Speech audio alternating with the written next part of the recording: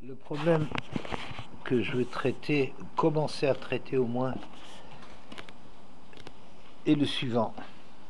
C'est le Zchut Avot, le mérite des ancêtres. On est très souvent amené à parler dans telle situation. Il faut avoir du Zchut Avot, le mérite de nos ancêtres, grâce à nos ancêtres. Et Rav Dessler, au début du premier tome de ses ouvrages, à partir de la page 8, s'attaque au problème du Zchut Avot et il dit que la façon habituelle qu'on a de parler de ce problème, c'est comme si le juge connaissait de très près, était un grand ami du père d'une personne qu'il est en train de juger, et étant donné qu'il connaît très bien, qu'il apprécie beaucoup le père du prévenu, de celui qui est accusé,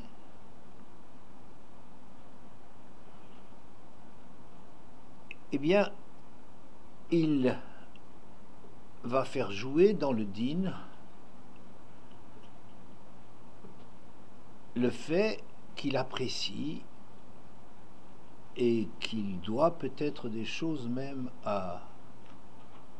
au père de l'accusé. N'est-ce pas? Ce serait notre situation quand, Chas Shalom, le peuple juif est dans une mauvaise phase et que Mina Shamaim, il y a des ta'anot contre Israël, eh bien on va avoir recours au Zchut Avot, n'est-ce pas? On attend, on espère et on attend et on prie que Hachem se souvienne de tout ce que les Avot ont fait pour lui dans le monde, n'est-ce pas? Le Zchut Avot. Rav Dessler, il dit que cette vision est totalement erronée. Pourquoi? Il dit, on a devant nous un procès entre deux personnes, mettons.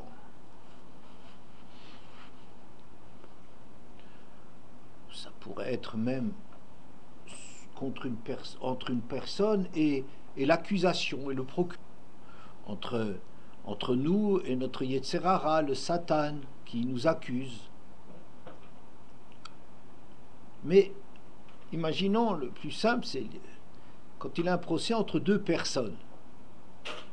Alors, on va dire l'une, pas entre deux personnes d'ailleurs, non, excusez-moi, mais deux situations qui sont identiques, deux accusés qui auraient fait la même chose, mais un des accusés, le juge apprécie la famille, ouais, il le connaît bien, il les aime, peut-être il est redevable de tout ce qu'ils ont fait pour lui, comme Hachem qui aurait, si l'on peut dire, des dettes envers Israël. Et l'autre, il lui doit rien. Est-ce que la justice va dire que deux situations identiques, on va juger d'une façon différente? Quand pour l'un, on est matédine, on fait dévier la justice, on va l'incliner du côté du mérite, alors que pour l'autre, l'autre, on va le juger froidement, impartialement, objectivement. Mais c'est pas du jugement, ça. Et puis,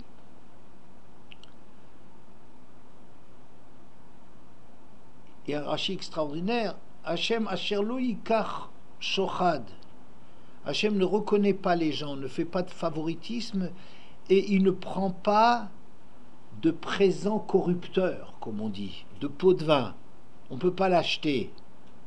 Encore heureux qu'on ne puisse pas acheter Hachem. Mais on se demanderait avec quoi on l'achète. Et là-dessus, un Rashi extraordinaire, qu'il ne prend même pas en compte les mérites, les mitzvot, les bienfaits, le limud Torah, l'engagement d'une personne quand il a quelque chose à lui reprocher. C'est quelque chose d'incroyable. Loïkar Shochad. Hachem, il n'accepte pas d'être acheté. Mais comment tu as acheté? On ne peut pas acheter Hachem. Tout lui appartient. Non, tu pourrais faire jouer, ou tu penses que tu peux faire jouer, le fait que cette personne a agi d'une façon extraordinaire. Moshe Rabbeinu a des mérites plus que quiconque. Mais quand il faut, il a fauté. Il ne s'agit pas de dire, ah oui, mais Moshe Rabbeinu a sauvé le peuple juif, mais Moshe, il a élevé, je ne sais pas quoi, il a amené les gens, il a fait progresser l'humanité, de tout ce que vous voulez. Ça ne joue pas.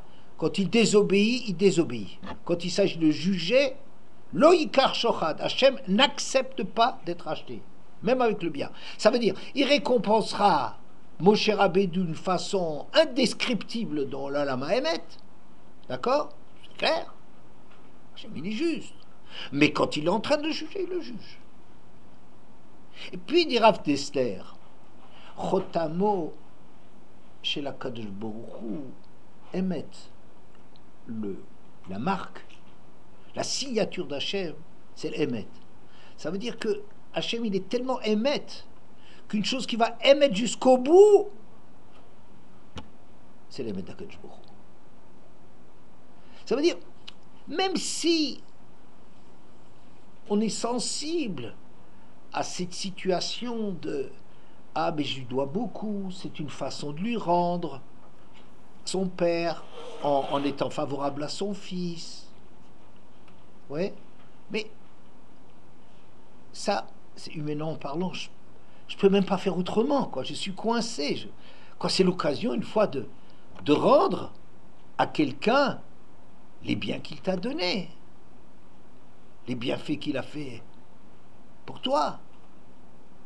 Alors, c'est insupportable quand son fils est jugé, s'il est en procès contre quelqu'un, s'il y a une accusation contre lui, c'est insupportable de ne pas saisir l'occasion pour rendre un peu.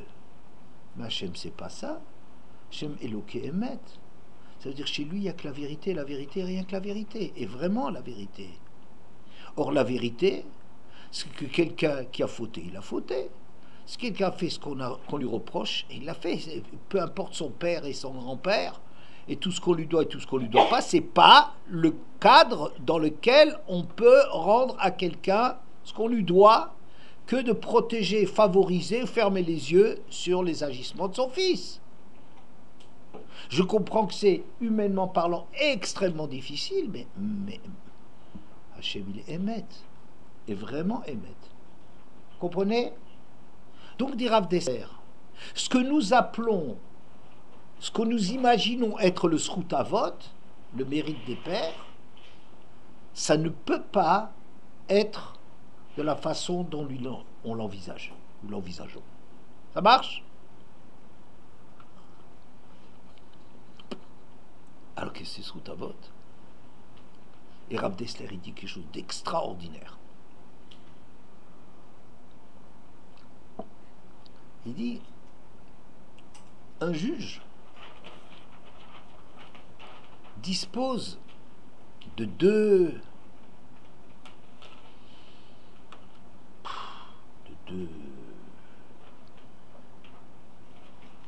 recettes, c'est pas ça le mot, pour juger. Il doit tenir compte, disons, de deux impératifs. Un, le din, de juger. Deux, la rachmanout, la pitié. comme on dit que Veshavtu Eda, Veitzilo Eda, quand on parle de la composition du Beddin, on dit Eda Shofetet Eda Matzelet. Il y a une partie de la préoccupation, c'est de juger, et une partie de sauver. C'est-à-dire qu'on a un souci, on n'a pas un souci dans la justice de juger, mais en même temps qu'on juge, on essaie de sauver. Je veux le dire dans les mots de Rav Dessler, parce que je rajoute souvent mes commentaires à moi dans ce que dit Rav Dessler, qui le dit d'ailleurs très bien, je ne sais pas s'il a besoin de moi. Il dit, le but d'un juge, je parle d'un vrai juge, je parle d'Akadosh Baruch Hu, un vrai juge, il n'a pas comme but de punir, de frapper, de se venger, de faire payer à quelqu'un le mal qu'il a fait. Le problème du juge, c'est d'obtenir que l'accusé va pouvoir réparer, se réparer, s'améliorer, s'arranger. C'est ça le but du juge. Et quand il a devant lui un accusé, il regarde quel est le moyen le plus normal, le plus logique à employer pour que l'accusé puisse se réhabiliter et puisse s'améliorer et ne plus recommencer. Imaginons que quelqu'un est un enfant, celui qui est accusé, un enfant de bonne famille. Toute sa famille était très bien, mais un jour il a commencé à avoir des mauvaises fréquentations et ça l'a amené progressivement à s'éloigner et à s'écarter et à faire du mal. Le problème du juge, c'est pas de le punir, de lui faire mal pour le mal qu'il a fait. C'est d'obtenir que maintenant il recommence plus, qu'il s'améliore. Il dit, mais chez lui, le cadre est favorable pour que je le remette sur la bonne voie, pour que je l'enlève, je l'arrache à ses mauvaises influences. N'est-ce pas? Donc le côté de rachmanout, de pitié, de compassion, est un côté qui va l'emporter. C'est pas que le juge, il choisit, il veut remercier ou je ne sais trop quoi, pas du tout. Mais qu'il pense que dans le cas présent, cet enfant, lui parler gentiment, lui faire un peu de moussard, etc., c'est ça la forme la plus adaptée pour arriver à obtenir de lui, puisqu'au fond, le fond est bon, la famille elle est derrière et tout, pour essayer de l'encadrer et l'améliorer, eh bien, mets-le dans un milieu favorable. Si par contre, on accuse un voyou, mauvaise influence dans la famille, il n'est que soumis à des tentations, il ne sait pas dominer ses désirs, il a des pulsions qui sont plus fortes que lui. Celui-là ne comprend pas d'autre langage que celui de la force. Si vous êtes gentil, vous fermez les yeux ou quelque chose de ce genre-là, ça va encore le pousser encore davantage. Mais celui-là qui est un voyou et qui n'a pas auprès de lui de quoi l'améliorer, eh bien c'est celui-là qui comprendra, je lui donne une claque. Vous comprenez? Parfois, c'est de faire du moussard et de le mettre dans un bon cadre qui va lui faire le plus grand bien. Et alors, la justice qu'on veut rendre, eh bien c'est juste d'être gentil avec celui-là et de l'encadrer d'une façon positive. Et parfois, on a affaire avec quelqu'un qui est tellement incontrôlé, incontrôlable et pas moyen de l'encadrer, que c'est avoir pitié de lui que de lui donner une bonne raclée parce que c'est comme ça qu'il pourra changer. C'est la seule chose, le seul langage qu'il comprend. Extraordinaire, Rav Dessler. Il dit, c'est pas une question pour le juge, est-ce qu'il fait du Midat Adin ou du Midat Arachamim. Midat Adin et Midat Arachamim, c'est tel que nous on le perçoit. C'est-à-dire, nous, on a l'impression, si le jugement est qu'il est puni, ah, ça y est, Midat Adin. Si on voit que le jugement est clément, oh, Midat Arachamim. Mais c'est pas vrai. Le juge n'essaye pas, un bon juge, il n'essaye pas de faire du Midat Adin ou du Midat Arachamim. Lui, son problème, c'est d'arriver à améliorer les choses, n'est-ce pas? Donc, chez lui, parfois, être sévère, c'est ça la meilleure chose à faire, et parfois être clément, c'est ça la meilleure attitude à avoir. Par exemple, Ben Sorer ou Moré. Un Ben Sorer ou Moré, c'est un enfant dont la Torah déclare qu'avec tout ce qu'on voit comme caractéristique, il est irrécupérable. Ah, qu'est-ce qu'on dit la Torah? Yamut Zakai va Yamut Chayav. De toute façon, cet enfant, dans des cas extrêmement rares et très très très précis, que la Torah, que le Boré Olam, il sait et il définit, cet enfant est irrécupérable. Ça veut dire quoi? Tôt ou tard, cet enfant va devenir un assassin. Alors de toute façon, il sera condamné à mort. Vaut mieux le condamner à mort maintenant que d'attendre qu'on le fasse une fois que cet enfant sera complètement dégénéré. Est-ce que vous comprenez ça? Hein? Donc, je dirais que la Midat Arachamim, elle nous dit que celui-là, il faut le faire mourir. Vous comprenez? C'est de la Rachmanout de lui faire le din. Vous avez devant vous un médicament, un horrible médicament, insupportable, très très difficile à prendre. Il est amer, il est insupportable. Mais quelqu'un qui voit les choses globalement et connaît le bien que va nous faire ce médicament, sa rachmanout, sa pitié pour nous, c'est de ne pas avoir pitié du fait que c'est mauvais. Donc nous on va dire, mais c'est dégoûtant, mais c'est affreux, mais il m'aime pas, qu'est-ce qu'il me veut? Mais lui, en vérité, qu'est-ce qui parle chez lui? C'est le souci de notre guérison, de notre santé. Vous comprenez? Donc, dit Rav Dessler, et ça c'est extraordinaire, je trouve, que, en vérité, nous avons tous le Zchut Avot, c'est une des conditions très favorables de la personne ou du peuple qu'Hachem il veut juger. Si cette personne, elle a du Zchut, alors attention, le Zchut, c'est pas tellement des bons points ou de l'argent dans la caisse d'épargne. Hein? C'est pas que il a beaucoup de bons points et voilà, on va. Non, c'est pas ça. C'est pas que les avots ils ont donné du bon point. C'est sûrement vrai, mais c'est pas ça qu'il s'agit. C'est pas de ça qu'il s'agit. C'est le zchut, c'est le mot, ça vient de zar. Qu'est-ce que ça veut dire zar? Zar, ça veut dire tendre, bon, transparent. Zechuchit, c'est du verre. Ça veut dire, c'est quelque chose une chose qui est affinée. Le zchut, c'est affiné. Je dirais, qu'est-ce que c'est le yichus? Qu'est-ce que c'est avoir de la noblesse? C'est pas que le père il possédait une grande usine ou bien un château et qu'on a hérité de ça. La vraie noblesse, c'est quelqu'un qui a de la noblesse de cœur, qu'il y a de la plimiout.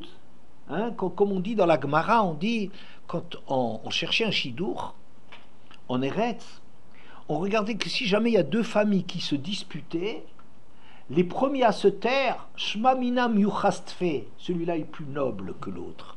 Ça veut dire si on arrive à ne pas envenimer les choses, à arriver à se restreindre, à se raisonner, à ne pas vouloir absolument avoir le dernier mot, ça veut dire qu'on a du contenu.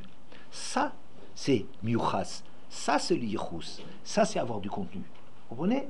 Donc, le Zchut Avot, c'est une des conditions que le juge a en face de lui, qu'il va faire jouer, que voilà, cette personne a des arguments en sa faveur pour que le jugement soit comme ci ou comme ça. Mais il ne s'agit pas du tout d'essayer de dire « mais c'est les fils des copains, mais on est les descendants des Havot ».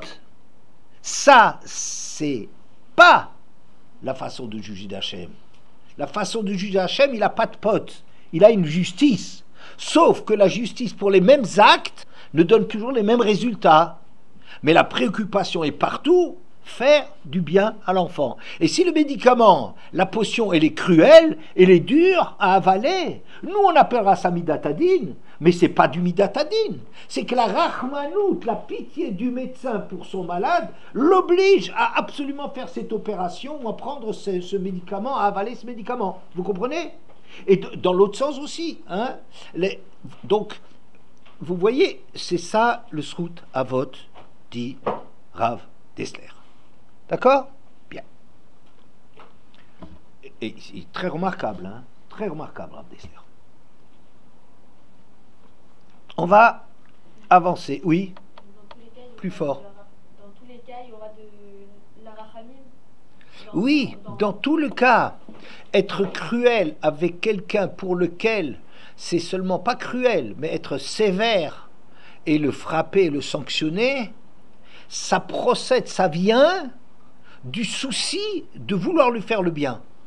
Ça doit jamais, c'est pas la société qui se venge et tout ça. Je parle de la façon dont HaKadosh Baruch Hu intervient dans son jugement. C'est pas de faire payer, c'est pas ça le problème.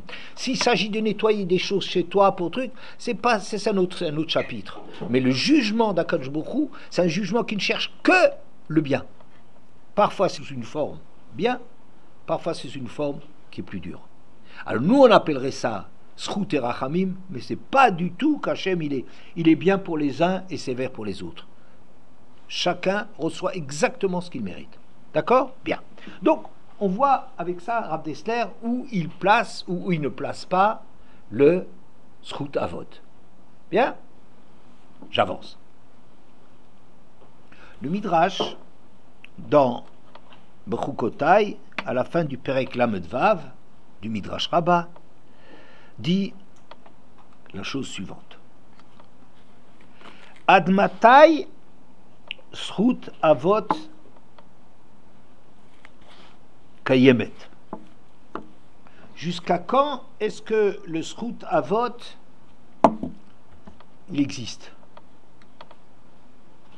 Why? Oula, ça vous fait pas bondir? C'est parce que vous écrivez. Sinon, vous devriez sauter de 30 cm au moins de votre place. Quoi, jusqu'à quand ça marche le Srout Avot? Mais nous, on baigne dans le Srout Avot, non? Les Bnei Israël, nous, on a du Srout Avot. Et comment? On en a à revendre du Srout Avot avec les Avot qu'on a. Ouais, hein? Vous imaginez? Le Midrash, jusqu'à quand ça fonctionne? Et là-dessus, beaucoup d'opinions à partir de versets. Quand est-ce que ça a cessé de marcher? Hein? Comment? Que dis-tu? C'est pas possible. Alors, on trouve c'est chaque fois avec des versets que l'on va prouver que le Srout Avot est Kayemet. Bien. Que jusqu'à quand? Et puis ça s'arrête. Ça fait longtemps qu'il n'y en a plus du Srout Avot. Le crédit est épuisé. Ah tiens donc, on est mal barré. Alors, ça veut dire quoi? Ça veut dire on ne peut pas compter là-dessus. Ça veut dire qu'on est tellement loin des Avot que l'impact de leur personnalité hors norme ne laisse plus de traces en nous. Oh là, faut arrêter d'aller au cours là. Qu'est-ce qu'on apprend? Mais c'est une horreur. Ça veut dire c'est tellement à contre-courant de ce qu'on imagine. On est tellement naturellement amené à penser que les Avot, on est unique, on est. Bon, ici on dit. Mais non, ça s'est arrêté à Eliyahu Hanavi à cause de tel et tel verset ou Achizkiyahu Melech ou Chazael ou des tas de preuves. Bon. un des textes qui est rapporté dans ce midrash, c'est le suivant. Rabbi Berabi, Beshem Rabbi Brachia, Amar, Im ra'ita zchut avot, shemata ou zchut imaot, shenitloteta, lech veitafel bechassadim. Si jamais tu vois que le zchut avot est ébranlé et le zchut des imaot est en train de se perdre, occupe-toi de faire du chesed. Hadaou dirtiv, comme dit le verset, Ki hearim yamushu ve'agvaot mutena, harim elu avot, ve'agvaot elu imaot, v'achakach ve'chazdi meitach lo yamush. Lorsque les montagnes vont être érodées, vont s'user, et lorsque les hauteurs vont être effacées, les montagnes ici c'est les avot et les hauteurs c'est les imaot. Quel est le verset après? Vechazdi meitach lo yamush. Mais mes bontés, ma bonté envers toi, celle-là, elle sera encore là. Ah, ça c'est déjà autre chose qu'on est en train de nous dire, n'est-ce pas? On est en train de nous dire que quand bien même on en viendrait à une période où on ne ressent plus tellement l'aide des avot et des imaot qui nous ont tellement soutenus, on est tellement loin de cela, eh bien il faut faire du chesed. Ça veut dire il y a des filières, il y a des moyens de remplacement. Fais du chesed. Pourquoi? Parce qu'Hachem, il est toujours en train de vouloir nous faire du chesed. Ça veut dire, le chesed, vous savez ce que c'est? C'est donner gratuitement, par bonté, par grandeur d'âme. Donner sans raison. Ça, c'est toujours quelque chose qui ouvre des portes. Hein, comme le monde, Olam Chesed Ibané, il n'y avait pas de raison de la création du monde. C'est un acte de chesed. Hachem veut faire du bien. Il crée un monde qui est capable de recevoir du bien, d'accord? Eh bien, faire du chesed, c'est quelque chose qui est, c'est gratuit, c'est que de nouveau, ça ouvre des portes. Donc, quand bien même le zchut avot n'existe plus, ou quand tu vois qu'il est en train de péricliter, de diminuer, de s'écrouler, alors il y a une autre porte, il y a d'autres portes. Il y a le chesed. Parce que le chesed, celui-là, le chesed d'Hachem, c'est toujours quelque chose qu'on peut essayer d'éveiller par une attitude qui éveille le chesed d'Hachem, du chesed de notre part. D'accord? Amar Rabbi Acha, le olam zchut avot kayemet, le olam azkirim vomrim, etc. Rabbi Acha lui dit, en vérité, le zchut avot, ça existera toujours. Vous êtes? Le zchut avot, ça existera toujours. Oula. Alors ça veut dire qu'il y a plein d'opinions que le zchut avot, c'est fini, ça en est fini. On se demande juste à quel siècle ça a arrêté, avec quel roi ou quelle époque ça s'est arrêté. Il y a une autre opinion que même s'il s'arrête, mais il y a d'autres choses qui peuvent être mises en place, c'est le chesed. Et il y a une opinion qui dit que non, zchut avot, il y aura toujours. Bien. On est un peu embarrassé là-dedans, hein, c'est perturbant tout ça. Il y a pas, il y a. Bon. Faire du chesed, c'est toujours bien. Bon. En vérité, il y a une Gemara dans Shabbat, Nunhe Amud Aleph, ça veut dire 55a, qui parle de ce problème de zchut avot. Amar Shmuel, Tama zchut avot. Un chacham qui s'appelle Shmuel, très grand chacham, il dit, c'en est fini avec le zchut avot. Ah, tiens, ça nous renvoie. Rabbi Yochanan, Omer, Tachon zchut avot. Le zchut avot, il peut toujours nous amener à être graciés. Et là-bas aussi, on discute à quelle époque, avec qui s'est arrêté le zchut avot, pour celui qui dit que le zchut avot il s'est arrêté. Hein? Bien. Mais il y a quelque chose que je ne comprends pas. Une grosse question. Une grosse question. Qu'est-ce que ça veut dire si on pense que le Zchut Avot, il est achevé, il est terminé, que c'est plus une période sur laquelle on peut compter sur le capital de zchut, de zchuyot, de finesse, d'affinement, d'affinage du peuple juif. Mais dans notre filote, on est toujours en train de dire Eloké Avraham, Eloké Yitzhak, Eloké Yaakov. On parle toujours de ça, Eloké ou Eloké Avoteinu. Mais il est toujours là, le Dieu de nos ancêtres. Mais si c'est fini, qu'est-ce que tu l'appelles? D'accord? Ou bien, Yom Kippour, vous savez qu'on passe toute la journée de Yom Kippour à dire les Shloshes Midot, Hashem, Hashem, Kel Rachou V'Chanoun. Oui, c'est un moyen qu'Hachem a enseigné à Moshe que lorsqu'il faudra prier pour le peuple juif, eh bien tu t'envelopperas d'un talit et tu commenceras à essayer de t'introduire dans les Shloshes Rachum, V'Chanoun, Rapaï, V'Chesed, Emet, etc. Oui. Et ça, c'est jamais épuisé. Donc à notre époque, ce moyen, on n'arrête pas de l'utiliser à Yom Kippour. Combien il y a de vidouïm, combien il y a d'appels à la miséricorde d'Hachem, à la pitié d'Hachem, n'est-ce pas? Alors, donc ça veut dire qu'il est là, le Zchut Avot. Vous entendez? Plus que cela.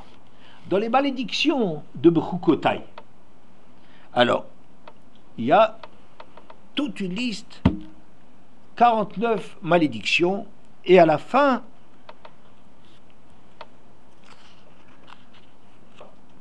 V'zacharti et briti Yaakov, v'af et briti Yitzhak, v'af et briti Avam Eskor. On est en train de donner toute la liste de tout ce qui arrivera, etc., etc., etc. Pour terminer, je me souviendrai de mon alliance avec Yaakov et de celle avec Yitzhak.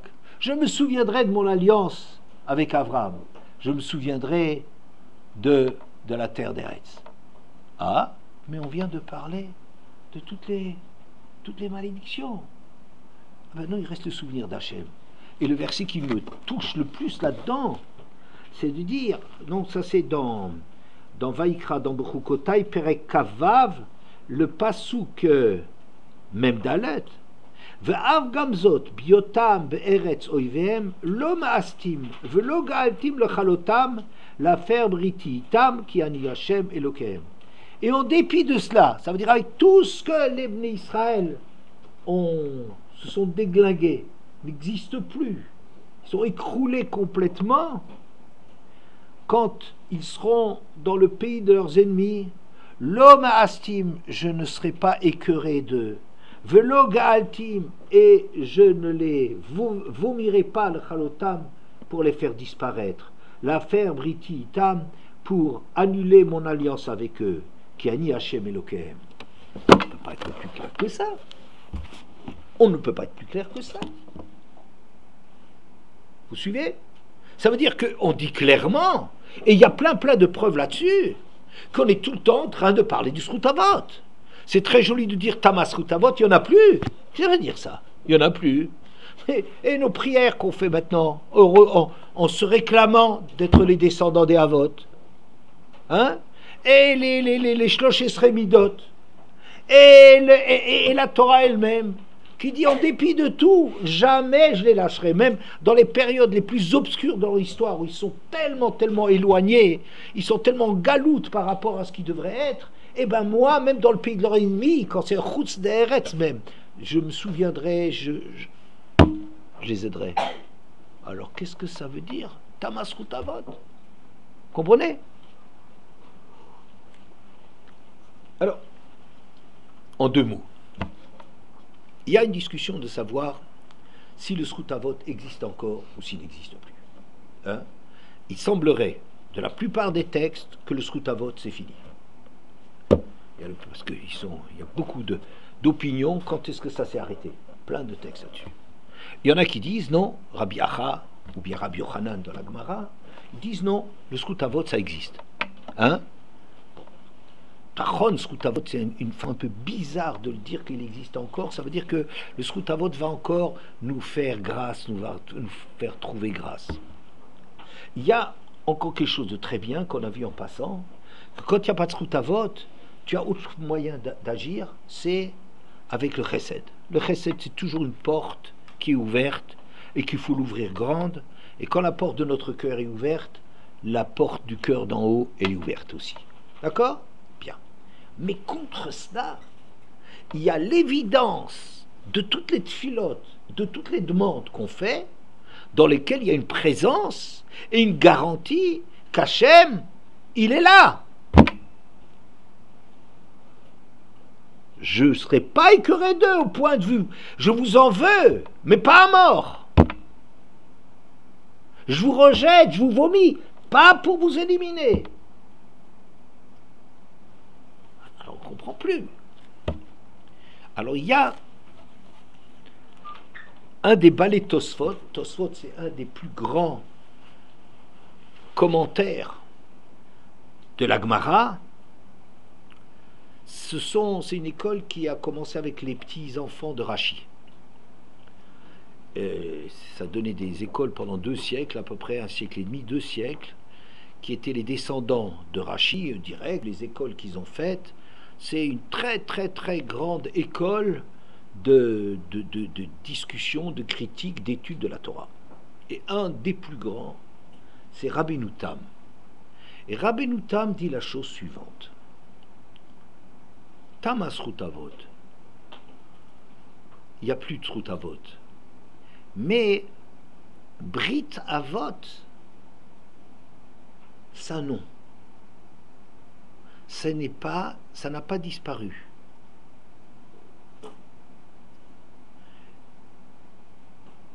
Le Srut Avot, lui, il pense avec le nombre d'opinions là-dessus qu'en vérité, c'est que Srut Avot c'est fini.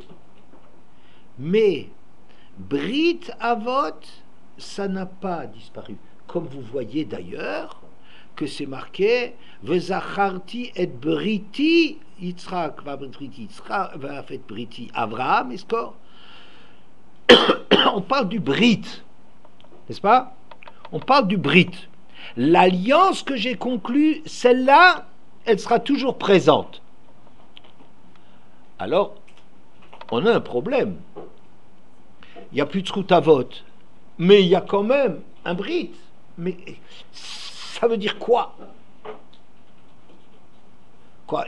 C'est d'autres mots pour dire la même chose? Non, sûrement pas. Mais qu'est-ce qu'on appelle? Il n'y a plus de Srutavot, mais il y a du Britavot. N'est-ce pas? Alors, je ne dis pas que l'opinion de Rabbeinu Tam, elle n'est pas difficile à cause des versets. Tout ça, c'est un sujet extrêmement compliqué. J'essaie d'en faire quelque chose le plus simple possible, mais c'est un sujet très important.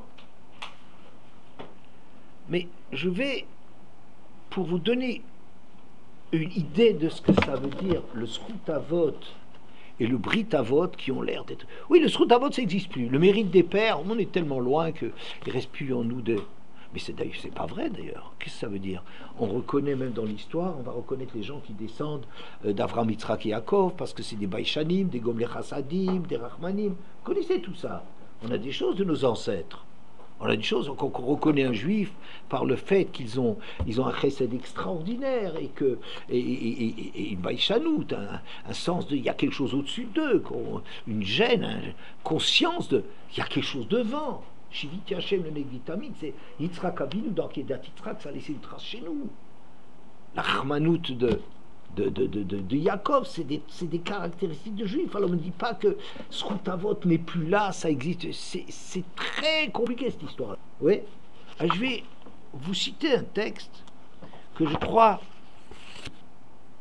qui est très intéressant pour notre propos. Au début de Parshat Shmot, on décrit la mort de Yaakov et de Yosef, et de ses frères, et de toutes ces générations. Et les Bnei Israël qui commencent à puller, à se multiplier. Ouais. Vayakom melech hadash al Mitzrayim asher lo yad et Yosef, un nouveau roi s'élève en Égypte qui ne connaissait pas Yosef. Écoutez le sforno là-dessus. Donc c'est le Perek Aleph, le Pasukret de Shmot. Vayakom melech hadash al Mitzrayim asher lo yada et Yosef. Afalpi sheaya zikaron mimenu bedivrei hayamim limlachim bli safek biprat be'inyan hachidush asher sam le chok. En dépit, c'est le Perek Aleph, c'est tout le début du livre de Shmot, hein, le Pasukret Sforno. En dépit de ce qui ne fait aucun doute qu'il connaissait très bien Yosef, qu'il est impossible qu'il ne connaisse pas Yosef, d'autant plus que celui-ci avait fait une révolution dans la gestion du pays extraordinaire. Donc il était impossible qu'il ne connaisse pas Yosef. Vous connaissez, Yosef, c'est le héros de l'Égypte. C'est lui qui a sauvé l'Égypte de la famine. Un nouveau roi. Yosef, il ne connaissait pas Yosef. Alors, certains disent, Rashi, il dit, Asakilu lo idao, il a fait comme s'il ne connaissait pas Yosef. Ouais. Bien que c'est sûr qu'il connaît Yosef. Toute l'Égypte a été révolutionnée par cette nouvelle, que toutes les terres sont acquises à Paro, qu'on a une gestion nouvelle. C'est incroyable ce qu'il a fait là-dedans. Et qu'on ne peut pas dire qu'on ne connaissait pas Yosef. Oh, quand même. Et il y a une trace chez lui dans les livres dans la littérature, dans les livres, dans les chroniques royales. Enfin, ça fait aucun doute. Alors quoi dit le Sforno? Écoutez ça.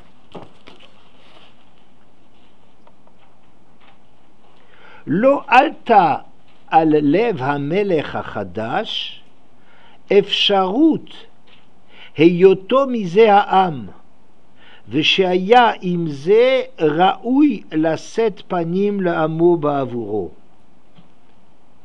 לא עלתה על לב המלך החדש, ça lui est pas venu à l'esprit de ce nouveau roi la possibilité, efsharut, heyoto mize ha'am, qu'il soit du même peuple.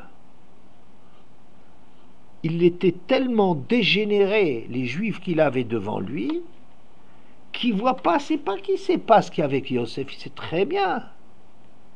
Et d'après ce non pas qu'il fait semblant de ne pas savoir ce que Yosef a fait. C'est pas ça.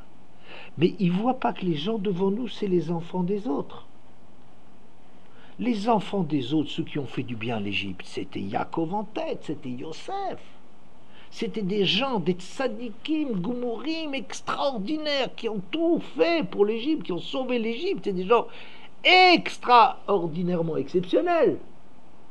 Mais quand tu vois les Juifs qu'il avait devant lui, par où Vaishretsu, Vayarbou, ils commencent à se multiplier comme des Chinois, comme si l'importance humaine n'a plus d'importance.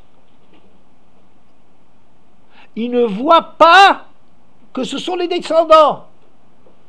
Lo altalev amelech hachadash efsharut yodom yam meotoam. Ils ne voient pas que c'est les continuateurs. Vesheaya imze raoui la set panim le hamo bavuro, et qu'il convenait de les favoriser au nom de Yosef. Il ne voit pas. Il dit quoi? Il dit, je veux bien être, je suis reconnaissant pour Yosef. Kol hakavod. Yosef est extraordinaire. Yaakov est extraordinaire, je n'en doute pas, je ne suis pas en train de nier ça. Mais je ne vois pas qu'est-ce que... Quoi, tu veux donner cela? Mais c'est des dégénérés, c'est devenu des gens des banlieues. C'est de la racaille. Ils sont devenus comme les Égyptiens, c'est tout dire. Bon, mais je ne vois pas. c'est pas les descendants des autres. Je vois pas pourquoi. Quoi, je dois être gentil avec eux parce que à cause des autres. Mais c'est pas les mêmes. Oui, c'est leurs enfants. Oui, d'accord, mais encore le problème, c'est pas un problème, c'est leurs enfants. Et alors? Mais je vois pas. Vous comprenez? Pour moi, c'est exactement le problème des Sroutavot. Les Sroutavot, c'est Yaakov, c'est Yosef, c'est des gens extraordinairement grands, reconnus par l'Égypte. Il n'y a aucun problème là-dessus. Le problème, c'est que je ne vois plus dans le comportement des Juifs que j'ai devant moi, Tama Sroutavot. Il n'y a plus de Srout. Il ne reste plus rien. Je ne vois pas du tout quelqu'un qui a... Quoi, ils ont la grandeur d'Abraham. Ils ont la boucha d'Yitzhak. Ils ont quoi? Je les vois goy comme des goïms. On ne sait plus qui est égyptien là-dedans. Oui, ils s'habillent autrement. Le folklore, oui, ils sont très beaux. Ils ont un grand chai, pas un chet, un grand chai sur la poitrine comme ça pour aller à la plage. Machin me dit, ça c'est encore des juifs. Vous voyez de quoi on parle? C'est encore des juifs. Je vois pas qu'il y a du Sroutavot. Continue pas les autres. D'accord? Donc pour moi, ce texte-là, il est exactement le Tama Sroutavot. Il n'y a plus de mérite, c'est fini. Pourquoi? Ça veut dire qu'on ne reconnaît pas. Il n'y a plus de continuité. Ça y est, c'est fini. Alors je me demande, mais alors qu'est-ce qu'on veut à Paro de dire, mais c'est fini, je ne fais pas de crédit à cela, c'est des voyous, les parents, ils calculaient le moindre sou qu'ils prenaient de la réplique ou de l'Empire, ils le prenaient, ils calculaient chaque sou au point que Paro, il a dit, tu t'es ordonné de t'occuper bien de ta famille, parce qu'il savait que Yosef, pas un sou, il aurait pris de l'argent du pays qui revenait parce que c'est ses parents.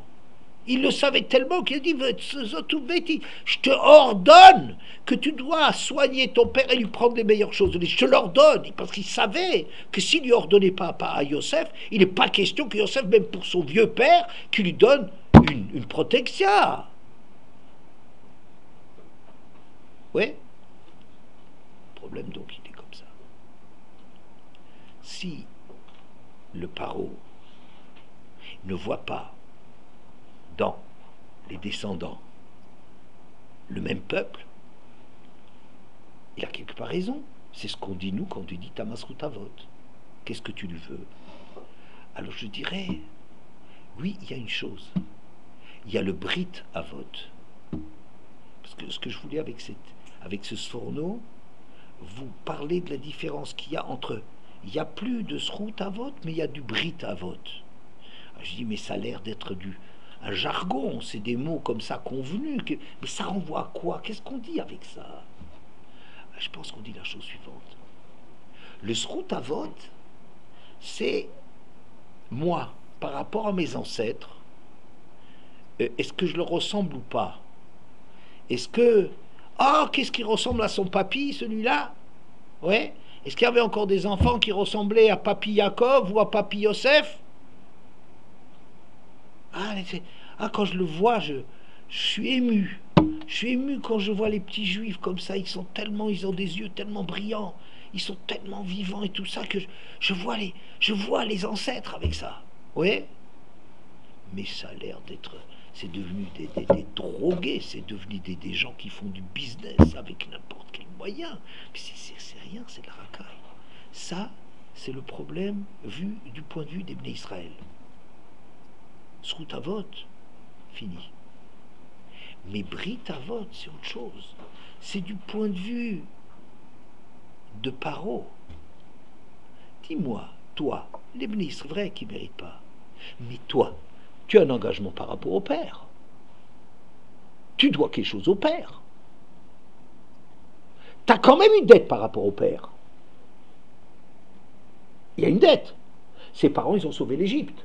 Tu dois quelque chose de ton côté à toi. Ça veut dire, le Sroutavot, à mon avis, ça veut dire, de mon point de vue à moi, du fils, est-ce que je ressemble encore? Est-ce qu'on me doit quelque chose parce que je suis encore le représentant, le continuateur, l'image de mon père? Et c'est possible que non. Mais il y a autre chose. C'est qu'Hachem, il a une dette par rapport au Bnei Israël. Hachem, il s'est lié au Bnei Israël. Et quand Hachem, il s'est engagé dans un brit par rapport au Bnei Israël, cet engagement-là, c'est un engagement qui est là. Est-ce que vous comprenez? Vous comprenez ce que je suis en train de dire? Du Buzchut Avot, il n'y en a peut-être pas, mais du Brit Avot, ça il y a. Bon, je vais m'arrêter sur cela. Il y a encore, il faudrait continuer, mais je veux arrêter le cours pour que ce ne soit pas trop lourd. Alors regardez, on a d'abord développé cette fausse approche de Zchut Avot chez Rav Dessler, qui dénonce cette façon de croire, on est le peuple élu, comme ça vous savez, cette prétention de juif d'être le centre du monde. Ce qui, entre parenthèses, est parfaitement vrai. Bon, mais enfin, mais sa condition, c'est vrai, si on ne fait pas comme ça. Oui, on n'est pas héritier d'aller sur la plage avec un grand rail en disant je suis juif. Ça, c'est de la trahison, ça.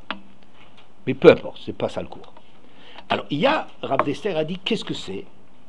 Qu'est-ce que ça veut dire Zchut Avot? Le Zchut Avot, c'est des conditions dans un enfant, dans un peuple, que on a des éléments positifs pour que le jugement qui est juste, que le digne nous dise que ces gens-là, ils sont valables et que c'est comme ça qu'il faut les élever favorablement.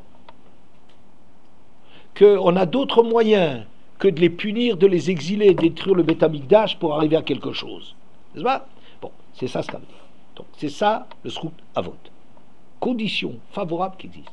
Sauf que, ensuite j'ai apporté le Midrash, Perek Lamed Vav, le dernier Midrash, Perek Lamed Vav, dans Vaïkra, dans Prokotaï, et aussi la Gemara dans Shabbat, Nouné Amud Aleph, dans lequel on discute est-ce que ça existe le Zchut Avot ou pas.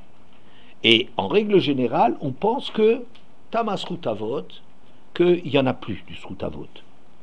Et s'il y a quelque chose à faire, c'est peut-être d'éveiller des choses, de réveiller en nous des choses qui se... Voilà. J'ai pris la démarche de Rabbeinu Tam, qui alors là-dessus va dire, alors de quoi est-ce qu'on parle quand on dit le Zchut Avot, ça continue ou pas?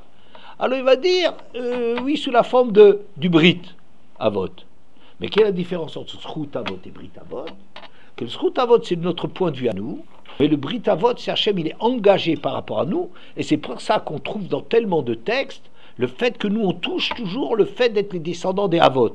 Non pas parce que nous, on a quelque chose à réclamer à ce titre-là, parce que nous, on le mérite, parce que ce Zchut Avot, il est, hélas, loin de nous, mais parce qu'Hachem s'est engagé par rapport à Avot, et à ce titre-là, même si Hachem est amené à être dur avec nous, mais il a toujours présent devant lui le Brit qu'il a fait avec les Avot. Et ça reste. Voilà, on s'arrête là pour aujourd'hui.